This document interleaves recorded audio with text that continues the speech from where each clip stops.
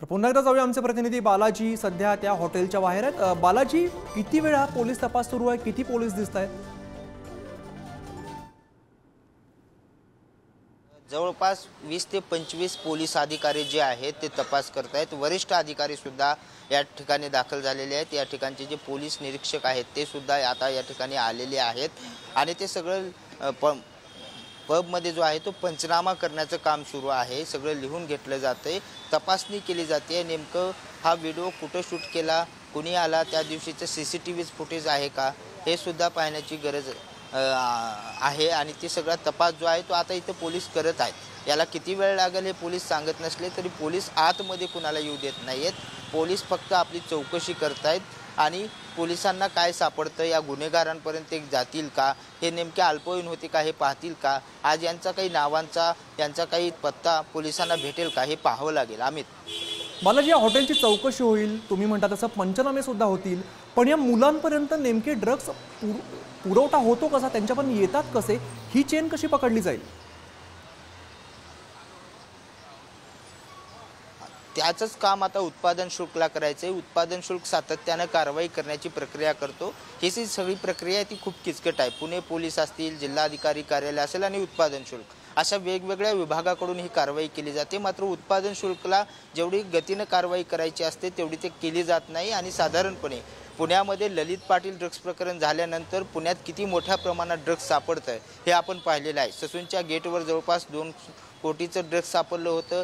त्याचबरोबर सातत्याने शहरातल्या विविध भागात हे ड्रग्स उपलब्ध होते, विद्यार्थ्यांपर्यंत पोहोचते, कॉलेज तरुणांपर्यंत पोहोचते। मात्र पोलीस यावर का कारवाई करत नाहीत, हाही खरा प्रश्न आहे। आणि हे ड्रग्स माफिया आहेत, जे मुख्य सूत्रधार आहेत, त्यांच्यापर्यंत पोलीस कसं पोहोचणार आहेत, त्याची काय चौकशी करणार आहेत? आता ज्याप्रमाणे शंभूराज देसाई यांनी म्हटलं की आम्ही कडक कारवाई करू, तर कडक कारवाई केल्यानंतर तरी हे ड्रग्स माफिया उत्पादन शुल्क विभागाला सापडणार आहेत का? पुण्याचं शैक्षणिक जे माहेरघर आहे त्याचं ड्रग्स माफिया होण्यापासून वाचवणार आहेत का, हे पाहणं महत्त्वाचं आहे। अमित,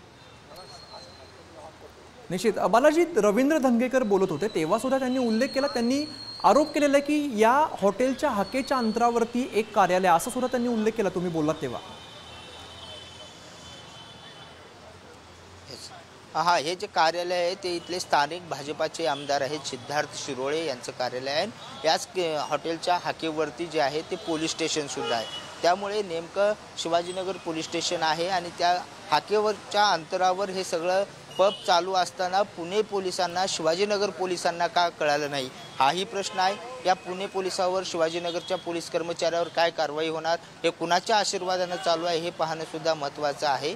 आणि त्यासाठीच आता पुणे पोलीस तपास करत आहेत। आत्ताच आपल्याला मुरलीधर मोहोळ यांनी सांगितले की यांच्यावर कडक कारवाई करा, परंतु हे एक कारवाई करून जमणार नाही। पुण्याची शैक्षणिक ओळख यामुळे पुसणार आहे। पुणे नवीन पुन्हा एकदा ड्रग्स रॅकेट जे चालवतात त्यांचं माहेरघर होऊ नये याची काळजी घेतली पाहिजे। कारण महाराष्ट्रातले अनेक पालक जे आहेत ते सध्या चिंतित आहेत की माझा मुलगा पुण्यात शिक्षणासाठी गेला आहे, तो ड्रग्सच्या विळख्यात अडकेल, तो अंमली पदार्थाच्या विळख्यात अडकेल, तो गाडीच्या अपघाताखाली जर गेला तर काय, अशा अनेक प्रश्न आहेत जे पोलिसांनी फक्त कारवाईची देखावा केलेला आहे, मात्र कारवाई करत नाहीत। आणि त्यामुळे सातत्याने असे प्रकार जे आहेत ते पुण्यातल्या वेगवेगळ्या भागात घडतात। आतापर्यंत मात्र पुण्यातला जो FC रोड आहे, जो मुख्य रस्ता आहे, त्या ठिकाणी अशी काही घटना घडलेली नव्हती। आता ही प्रथमच समोर आली आहे, त्यामुळे याचे पाळीमुळे जे आहेत ते खूप खोलवर गेले आहेत, ते आता सरकारला उखडून काढावे लागतील। त्यासाठी कडक पावलं सुद्धा उचलणं गरजेचं आहे। अमित, निश्चित, धन्यवाद, तुम्ही ही सगळी माहिती दिली त्याबद्दल।